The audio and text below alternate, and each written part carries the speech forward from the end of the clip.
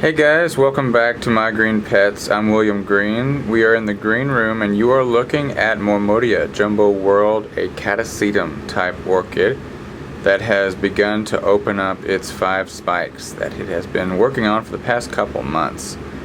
And they look very nice. I'm very happy with them. At first I wasn't sure if they were going to hang down the way that I wanted them to, but as the flowers have started to open, you can see the spike over here on the right is still kind of sticking up, but the ones that are opening are hanging down. So that's what's been happening. They grew out kind of towards the light, but then as they started blooming, they changed direction and started hanging down, which is what I was hoping for. So I'm really happy about that. She's got a total of 60 buds this year. And that is about 15 more than last year, so that's good.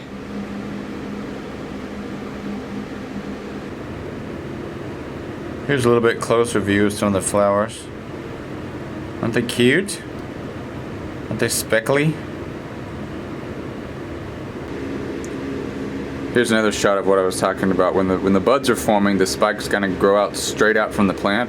But then as they start opening and blooming, the spikes have kind of, it's almost as if the weight pulls them down. But I like, they're much prettier when they're hanging down like this, I think.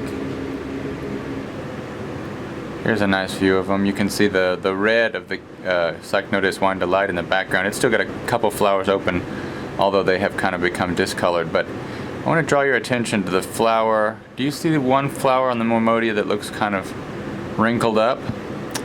Well, what I did was I took some of the pollen out of the Wine Delight over here, this guy, and I put it in that flower. I figured, well, since the flower's kind of turned around the other way, even if I take a picture of it from the front, you won't be able to see it. And it looks like the flower is, well, the flower's definitely started closing up and fading, and the ovary of the flower looks like it might actually be swelling too. So that's just from experience. That's not any indication that pollination really has occurred, and it's not. There's no guarantee that it will actually swell up and produce viable seed, but it is a good start. So it'd be interesting. I'd be so excited if I actually had a seed pod on this plant. Crossed, you know, the Phalaenopsis Wine Delight and the Mormodia Jumbo World. That'd be kind of cool. So yes, moving on from Mormodia, Wine Delight, Phalaenopsis Wine Delight is still in bloom with a couple. It's got 3 flowers left on it. The other 2 you can see they're faded. And it's still fragrant, which I'm excited about because that means the flowers have lasted 3 weeks. Not too shabby. You can see how the lips are becoming kind of discolored there, so they're not going to last much longer. Moving on from the Phalaenopsis Wine Delight, one of my little Christmas cactuses has bloomed. It's got nice little flowers on it, and it looks like it's going to be right on time for Christmas. There's going to be this bud, and then this bud over here may be a little bit late, but it'll definitely have at least one flower open for Christmas, so that's nice.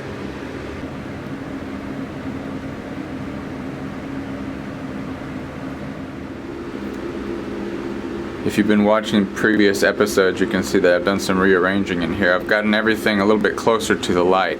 A lot of my plants were losing lower leaves, and I'm guessing that it's a light issue. So we're trying to get a little brighter light for everybody. This is Bulbophylla medusae, and it is pretty much done blooming. You can see all the kind of the husks of the flowers that were all open last week and the week before. But there is one bud left.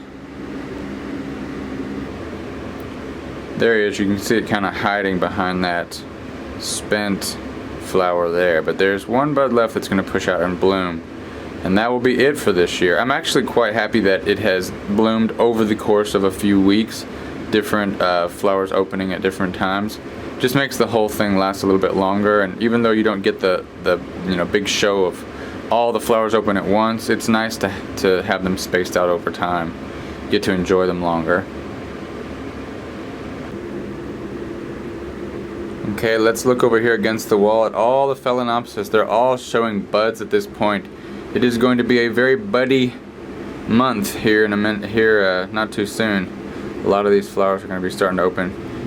In fact, 2 of the buds are already big and swollen, and this one has already cracked open. Look at that. You can see the side of it's open there. So that means that this one, my pink speckly one, is going to be the first one to bloom this year. It's the early bird. The next Phalaenopsis to pop open is going to be this one. We've been looking at this one for a few weeks, and this is the mystery Phal. I got this one as a kind of a rescue. Someone gave it to me to try to save this summer, and yeah, it's definitely going to be opening up soon. Sorry. But don't know what it's going to look like. Looks like it is going to be purple after all. Purple, splotchy, stripy. We'll see. It might be one of those harlequins with the yellow lip and purple splotches. So we will see. It's always exciting to see what those are going to look like. Here's my only species Phalaenopsis. It's a Schilleriana. And it's got a spike which just keeps growing. My goodness, look at this thing. It just keeps growing, and I don't have any buds on it. I saw that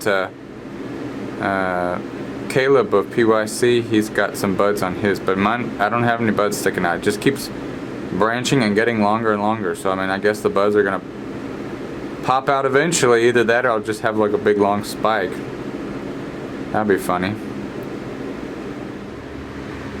Over here on the top shelf, we can see Amiciella monticola, and it is starting to push out a little bud there. That's super exciting. It's going to be a white flower with a spur, and they are supposed to be fragrant at night. So looking forward to seeing this little guy bloom. It is so slow. It's been working on this spike since September. Here we are in December, just now getting the bud to start growing, but looking forward to that. Hopefully that will work out. Bobophyllum echinolabium or echinolabium is looking nice and lush, and of course it is pushing out something new down here, but we all know it couldn't possibly be a spike because this plant won't ever bloom. This is a very nicely growing plant. It has put on probably somewhere in the neighborhood of 15 new growths in the 3 years that I've had it. And they always start out looking like this, you know, little green nubbin popping up. And I always think it's going to be a spike, and it never is. So let's use reverse psychology on it and say it's definitely not a spike. And to be perfectly honest, I don't even want it to be a spike. I don't even want this plant to bloom. The flowers are big and they're stinky, so why would I want that, right? I think it just needs more leaves on it. So I'm glad that that's what it's doing. Yeah. As I mentioned, I have rearranged a little bit. I put the fan in the corner here so it kind of circulates the air around the room, literally. And then I hung up a bunch of the plants, and then I hung up a new set of shelves as well. So you can see these were all outside in the shade house this summer, and I finally get the last set of shelves up. So now all my Cattleya babies are up here closer to the light. Right, my little Fukidan, the Japanese wind orchid there. My, Little Mermaid. This is Little Mermaid. She's not very pretty right now, but she's taken a rest. She's bloomed, all of her flowers have fallen off, and now she's just going to sit here and not do anything, probably for several months, until she decides that she's ready to start growing again.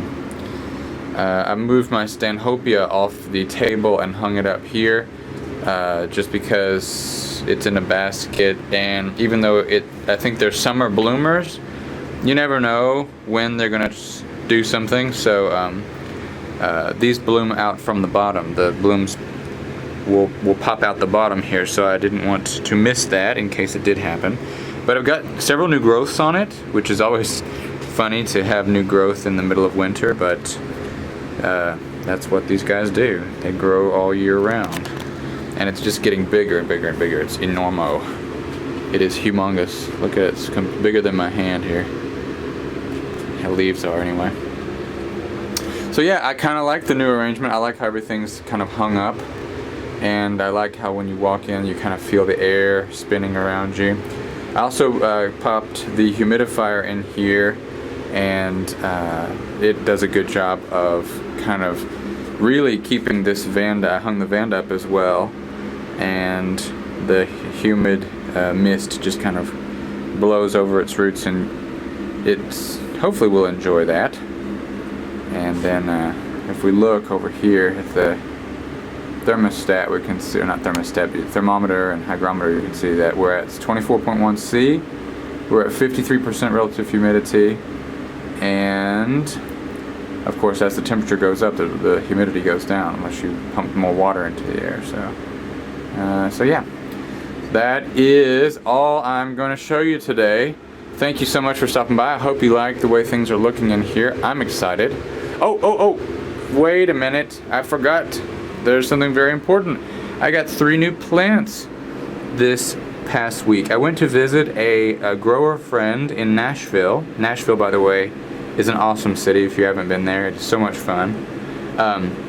But he grows and breeds and propagates plants. So he gave me 3 plants that out of his greenhouse, and I'm super excited about it. The largest one here, this is Paphiopedilum lowii, and it has beautiful flowers with big purple petals on the sides. And this is the Delanati or Delanatii. And then this one, I'm gonna let you guys guess. Look at this, look at this, look at this. It's got a little spike on it there too. What kind of orchid is this? What could it be?